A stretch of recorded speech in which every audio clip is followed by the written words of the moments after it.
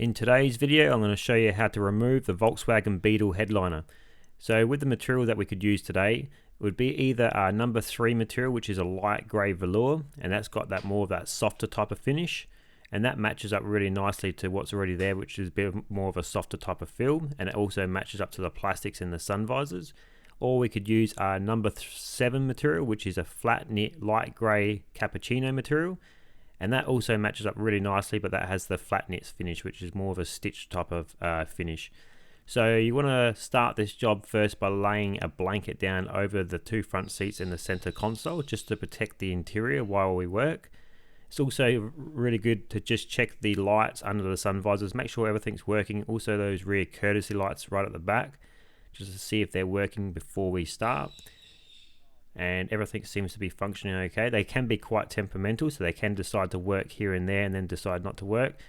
So we want to start by taking off that unit up the front there, which is near the rear view mirror. So you want to take off the outer casing first, just loosen that away from the headlining. The actual plastic top piece is only held in by about 4 little metal tabs, and once that's out of your way, you can just pull directly down on the rear view mirror, and it's kind of held in by a large spring, horizontal spring.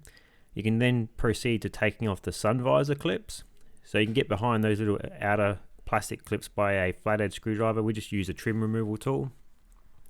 Then this actual sunglasses unit kind of has to be removed completely from the car when the headlining has been removed itself, because there's a couple of screws that are really hard to get to.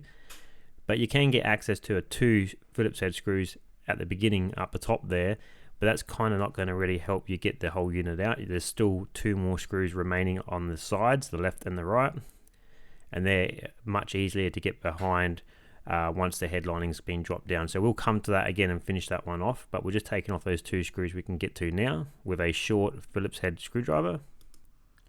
So then once we've done that, we're going to proceed to taking off some of the grab handles.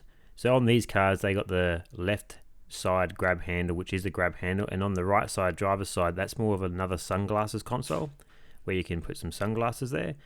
And you're just peeking behind the board to see what was involved in that glasses console. But yeah, we got to actually take it out once it's out the car, so we'll come to that right at the end.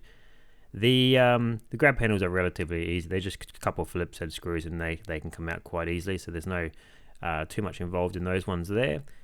And then after that, we can move on to taking out the sun visors itself. So the sun visors, you just got to take off that little plastic tab to get access to the screw, and then that would just be a Phillips head screw that comes out on that one. If they have got the lights under the sun visors, which these models do, which means you would have the wiring that goes from the sun visor itself underneath the headliner, and when you loosen that sun visor off, you're going to have to unplug that whole unit itself. Otherwise the wires can get snagged, and you just don't want it hanging down with the weight of the sun visor, because you could just snap the wires itself. So then we will proceed by taking the headlining forward, shifting it forward and away from the rear section. That will allow us to drop it down. It's slightly resting on top of the steering wheel at the moment. We're just going to go ahead and peel off the wiring to where it's all sitting. This is easier to, when the headlining is down, to take off those rear courtesy lights, because you can get behind on those springs, those little metal tabs, to actually loosen them off. And then we just peel off that wiring, get it all out the way, leave that in the car, because the headlining board is going to come out the car with separate to that wiring itself. And yeah, all that normally holds these boards in is, once you've taken off the grab handles and the sun visors, it's just those rear C-pillars, so you just want to slide it forward.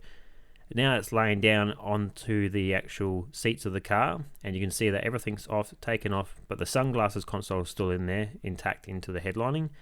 So we'll take that one off once it's out of the car itself. And so to take these ones out, I always do it through the front passenger door.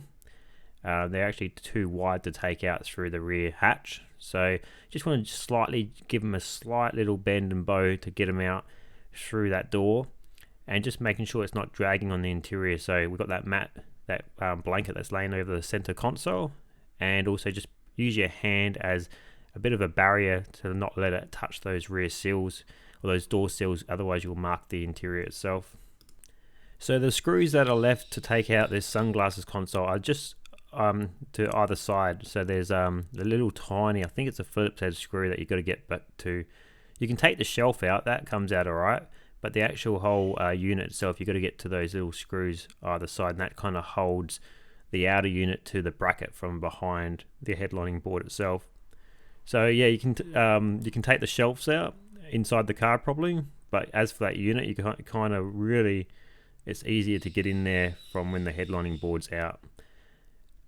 So with that one out, that's everything off this headlining board now, and you can see how the material is ready to sag on this one, because what happens behind the material after time is the foam backing starts to get old and deteriorated, starts to change orange usually, and that's what makes these headliners sag. So the foam's just getting old and the material just sags. So you don't want to be spraying glue to that original material. You want to replace with brand new material, so brand new foam backed headlining material. And I'm unsure of the actual dimensions of what you need for this one, but most headlining material comes at 150 centimeters in width, so you just have to measure. It's probably only going to be about 1.5 meters that you would need anyway, so 1.5 by 1.5.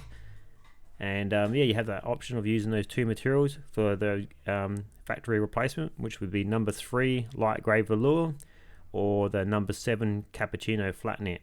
You have got a raised section around the sunglasses console, which is going to be the hardest part to probably recover, so you would want to focus on that first.